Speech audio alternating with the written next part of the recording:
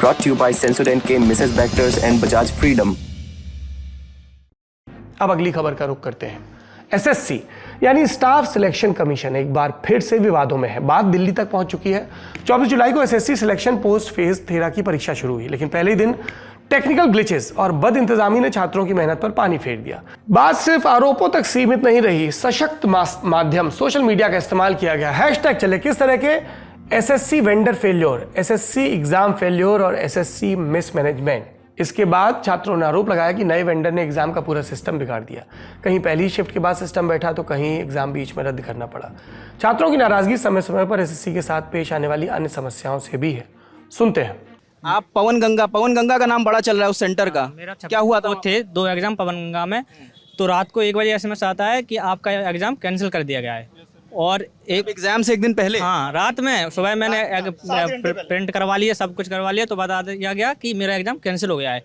और क्या किया, अब पता भी नहीं है कैंसिल हुआ है, कहाँ एग्जाम है कहाँ नहीं है, अब दोनों पेपर कैंसिल हैं। इनका मेरा पेपर लेट हुआ था, मेरा था 24 का था, 3rd शिफ्ट में, लेकिन मेरा माउस काम नहीं कर रहा। मैं 2 बार माउस चेंज कराया, फिर भी उन्होंने कुछ भी नहीं सुना। बच्चे बीच में उठ रहे हैं, शोर कर रहे हैं, वहाँ पे झगड़ा भी हो गया, माउस भी तोड़ दिए गए सारे।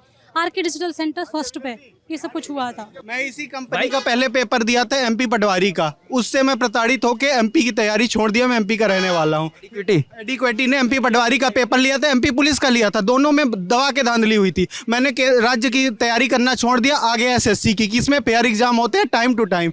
अब इसमें ये कंपनी ले ली, ये भी पूरा भ्रष्ट हो गई। कि टाइम पे आ जाओ, खुद एग्जाम लेट शुरू कर दें, कोई फर्क नहीं पड़ता। बच्चों को टाइम पे पहुंचना है, वो लेट हो जाए तो उसे बाहर कर देंगे, उससे उनका कोई मतलब नहीं। सबसे बड़ी मांग, एसएससी खुद अपना सॉफ्टवेयर और सिस्टम तैयार करे। निजी कंपनियों को जिम्मेदारी देने का नतीजा यही होता है कि रिजल्ट आने से पहले ही परीक्षा विवादों में घिर जाती है। इन्हीं मांगों को लेकर कई सारे एजुकेटर्स 31 जुलाई को दिल्ली पहुंचे डिपार्टमेंट ऑफ पर्सनल ट्रेनिंग यानी डीओपीटी के मंत्री जितेंद्र सिंह से मिलने और एक ज्ञापन सौंपने, लेकिन पुलिस ने ऐसा नहीं करने दिया। बहसाबाजी हुई, इसके बाद पुलिस ने जबरन बस में बैठाया, टीचर्स जख्मी हुए। हमारे साथियों ने, रजत और राशिद ने उनसे बात की, उनकी रिपोर्ट का हिस्सा देखिए। डीओपीटी में मिलने जा रहे हैं, क्या उद्देश्य है? सर, उद्देश्य खराब एग्जाम सिस्टम को सुधारना है कि इतने साल से सरकार ध्यान ही नहीं दे रही, क्योंकि सरकार की खुद भी मिली भगत है इसी चीज़ में।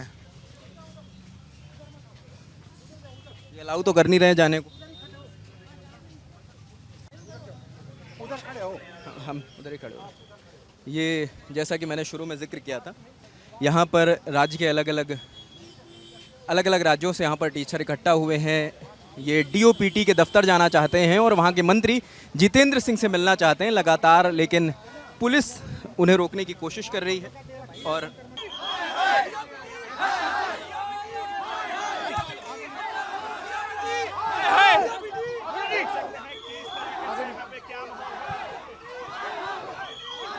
यहाँ पर बस आ गई है, यहाँ पर बस आ गई है और बस में पुलिस लोगों को भर रही है।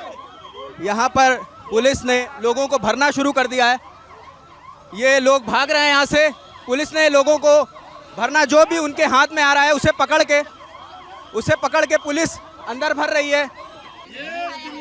ये दिल्ली पुलिस की नाबर्दारगी साबित करती है अपने आप में। बदतमीजी की गई है, बदतमीजी।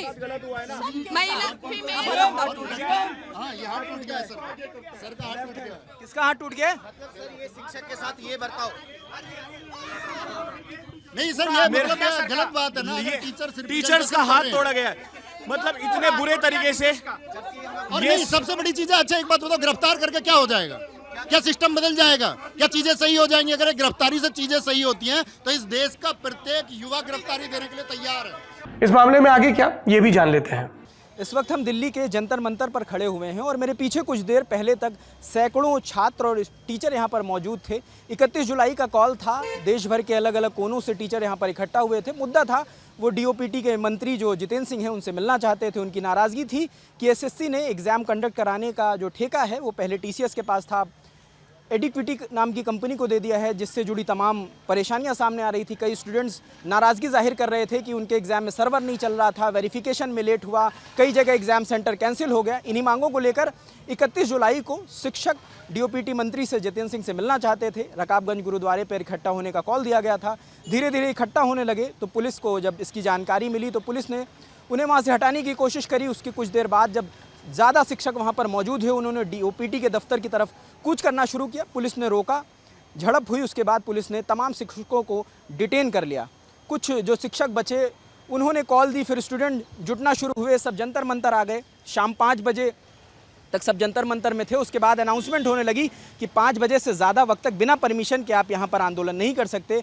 उसके तहत कुछ देर समझाने के बाद छात्र और स्टूडेंट यहाँ से चले गए हैं, इस वादे के साथ कि 2 दिन बाद उनकी मुलाकात जो डीओपीटी के मंत्री हैं जितेंद्र सिंह उनसे होगी और जो शिक्षक हैं वो उनकी मांगों को लेकर उन तक जाएंगे और ये देखना होगा कि 2 दिन के बाद क्या जो बच्चों की या जो स्टूडेंट्स की परेशानियाँ हैं उनका कोई मुकम्मल हल निकलता है या नहीं। हमारे सामने है छात्रों के सवाल, शिकायतें और परेशानियां। उसके अलावा हमारे सामने है आज दिल्ली से आए दृश्य और यहाँ से निकलते हैं 2 सवाल।